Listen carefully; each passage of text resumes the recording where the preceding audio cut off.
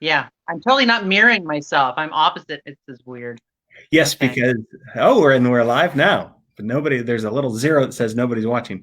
Yeah, when Excellent. my Let's talk problem about with this everybody. is that I have a hard time looking directly at the camera Yeah. because I like looking at myself, and then I want to point to things, and it's the mirror vision, so it's going and it's the I have to opposite way. point to you this way, and you're Yeah. not that I can, like, extreme. oh, weird. And Let's you let's point touch this way fingers together. anyway. That's Here. bizarre. Bink. Uh, Bink. uh. All right. So Okay, great. Who's watching now? well, there's three people watching now, so we better start the show. So, hi everybody, welcome to my, I guess it's my Facebook channel and also my YouTube channel. I'm going to post this on YouTube later, and I wanted to talk to a good friend of mine and an amazing actor, director. You're kind of a triple threat because you're taking singing lessons now, and I know you're a good dancer, so you can do Well, everything very well. as soon as I whip out those tap shoes, I'm good to go. That's right. So I want to talk about. There's the title. I want to talk about Nancy Lantis of Eclipse Theatre, and talk about your YouTube channel that you've been building. So tell us about your YouTube channel and what we could find on it, and I will put a link to it on my Facebook page and on my YouTube page. Oh, that's fantastic. Yeah, we are just right now trying to get 100 subscribers. I guess that's a thing. So you get your own URL, which is, again, another thing that I don't know very much about. What can be on our YouTube channel? All of the Greek sketches we've put on Facebook and Instagram. All of my work in progress Wednesdays.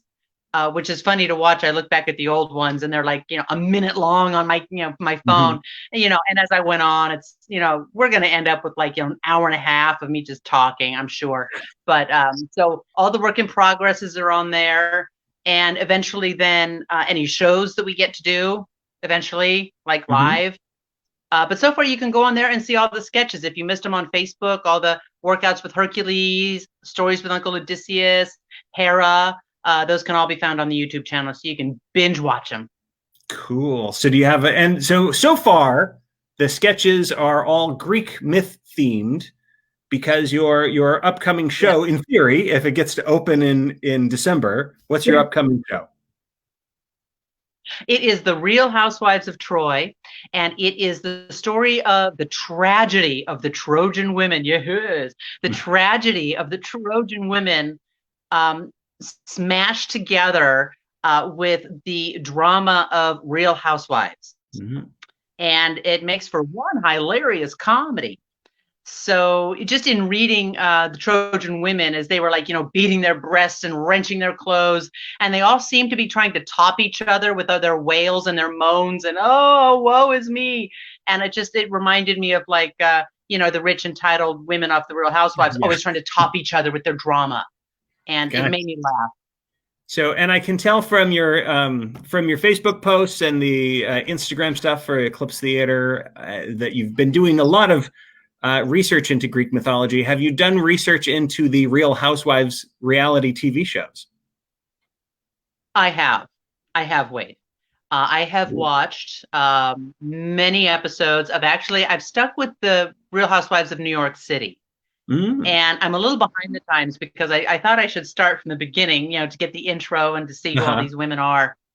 I think it's so enmeshed itself with our culture that people who have never watched it get it. They get who these women are, especially like the Real Housewives of Orange County. Some of them are like, married to famous actors or were actors. So these are known names. But yeah, I was watching me some Real Housewives of New York City. And I can see where people could get really addicted to it. Yeah. It is binge worthy. I tell you, I had to pull myself away. I had to stop. Cold turkey. Cool. So does your show, so and just to be clear, so you have written this version, right? This is the Real Housewives, written by Nancy Lantis. Yeah. And so does it loosely follow the Trojan women, or have you just gone off the rails to do your own storyline? Oh, no. No, it closely follows it. In fact, all the characters are the same. There's Hecuba, who's the main character, who was like the queen of Troy when it got sacked. There's her Andromaca. Andromaca? That's not right. Cut that out. Cut. Anyway, sorry, it's live. You know, only one there's person watching right now, so that's it. Yeah, all the characters are the same. I've even got Poseidon and Athena in the beginning. They're kind of like they're joining forces at the beginning of the play to make it impossible for the warriors to get back home after sacking Troy because Athena's been dissed. But the language is all updated.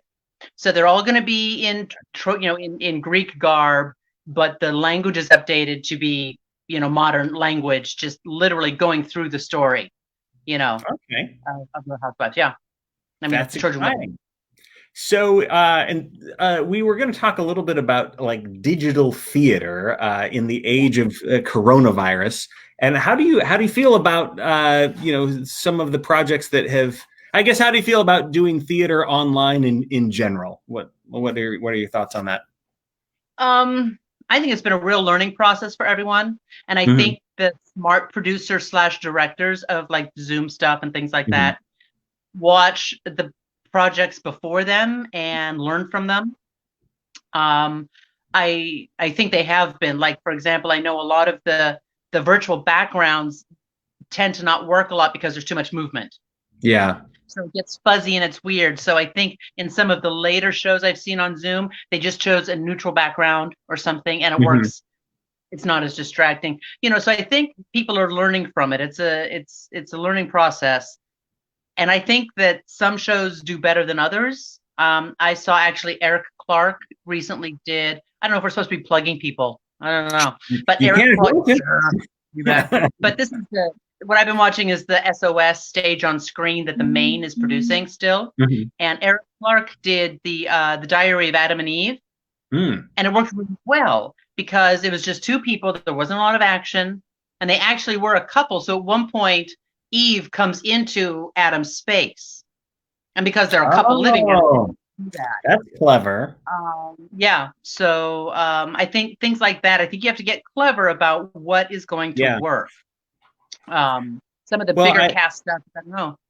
I hope that your show is done the good old fashioned way, because I miss going to the theater. If I was going to do a shout out, I'll do it to my favorite Canyon Theater Guild. I'm anxious for us to get back on stage, and in theory, you will be back on stage at the Canyon Theater Guild in what show that should be coming up? Fingers crossed. At the end of this month. In theory. It's called Sweet Surrender. And it takes place in a lavish hotel suite in Palm Beach, Florida. It's a farce set in early 1940s. Cool. Yeah, I've heard very funny things about it. It's got a great cast, and you rehearsed all the way up, and then the coronavirus struck, and now it's been put on pause. We were supposed to open March 25th. Oh. So 2 weeks prior to that. You mentioned, Wade, about being in the Main in December. We actually spoke about that. My marketing department and I spoke about. I have a marketing department. Wow. I know. We spoke about what happens, if we don't, because we're kind of ramping up to this. Yeah. And we're going to start looking into exploring the option of filming it, like staging it in the Main if it's just the actors with no audience. Filming it as if it was a TV show, like from different angles. And then use the actual editing style of reality TV shows. I think you should, you know what? I think that you should do that anyway, right? Because you got this YouTube channel that we're trying to promote right now, and that would be great YouTube material. So you should definitely do that. Even if all goes well and you guys can open when you want to open, you should do it simultaneously. It would be really cool if you could do that. Yeah, that'd be fun. All right, folks, you heard it here first. Wade Bradford. Darn it. Wade Bradford telling you. That's right. I gave the thumbs up. All right, Nancy, are you ready for some Greek myth trivia? Okay. I got my gadgets here. Okay, so we're going to and those of you watching on Facebook, feel free to answer or send us your questions to Nancy, and I'll see if I can check it. Let's see, where are the questions? Okay, here we go. Question number 1. Who was the dude who fled with Helen of Troy? That would be Paris, dude. Very good. Yay! Thank you. I better know that one. Dang. All right. It's going to get harder from here. You won $100. The next is for $1,000. Okay. If you get it wrong, then you lose everything. The next question. Who is the Roman version of Aphrodite? The Roman version of Aphrodite would be Venus. Yes, very good. I knew I made it. Too easy. That's a crossover, a little Roman Greek crossover. Yes, this next Roman crossover. This next one is, I know that you know this one because I think Sonia has been posing as this goddess, but I wanted to give you a real softball question. Who is the goddess of wisdom? Well, ask my kids and they'll say me. Oh, but I'm going to say Athena. Yes, you're correct. So wise. So wise. Then I'm assuming that you've got everything down. You're going to know who's the goddess of the moon. Well, goddess of the moon. That's not Artemis, is it? It is Artemis. Yes. Oh, okay. Yeah. I was attributing her other qualities to her. Like the huntress, the hunter. What else is she known as? Yeah, Athena was the huntress. She was also the goddess of war, but not in like the way that Ares was the god of war, who's all about just like strategy, killing. I think Athena was strategy. She was the god of yes. And Artemis is probably the goddess of maybe purity or something. Yes, and like young girls and the moon. That makes sense. Girl Scouts. Who's the goddess of victory? Yes, who's the goddess of victory? It's a little more obscure. The goddess of victory? Really? A victory. God, I'm just thinking of the big ones, and I know they're going to be wrong. No, it's not. Well, this is none of the big ones, but I will give you a hint. Okay. There is a shoe named after her. Nike? She was a woman? Yeah. Or Puma? Was it Puma? No, it was Nike. Adidas. Puma, the goddess of victory. Okay, we're down to we got two more. What is the name of Oedipus's mother? Oh my gosh, Sweetie Pie. No, that's what he called her. Oh,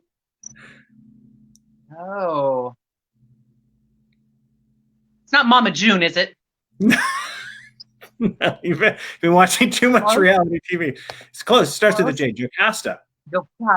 Jocasta. Yeah. And last question. What is the name of Oedipus's wife? I'm going to go out on a limb here. I'm going to say Jocasta. Yes! Very good. Hey. All right. Well, thank you so much for playing. Thanks. Very, very well. I think Nike was the only one that. Oh, I guess you didn't know Jocasta, right? Yeah. No. The last two, just two of them, but you did great. Well, it's funny. We're thinking. We started thinking of different types of sketches we could do, and Jenny Thompson, who's my PR director, was like, what's funny is that drunken history.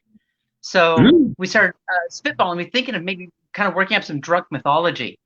Oh, I like it. And Oedipus is a good one because a lot of people know the Oedipus story, or at least they know, where a lot of the complex comes from. So I will become intimately aware of Jocasta and Oedipus and all of their goings on. Well, you have almost a year till Mother's Day, so try to get it done before May. Yes, good. Right. I will. Yeah. Cool. All right. Well, I'm going to, when this is over later tonight, I'll post this on my YouTube channel, and I'll send a link to your YouTube channel, and we'll see. How many subscribers do you have so far? I think we have 73. 73. Okay. So we're going to. When we get 100, what should I do? You want to get 100 before we're going to get you 100 before the 4th of July.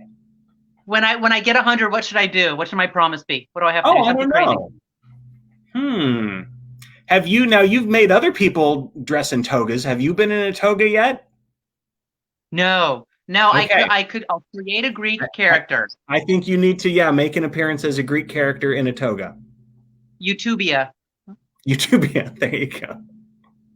All right, cool. I'll do it. Okay. I want it. Yay.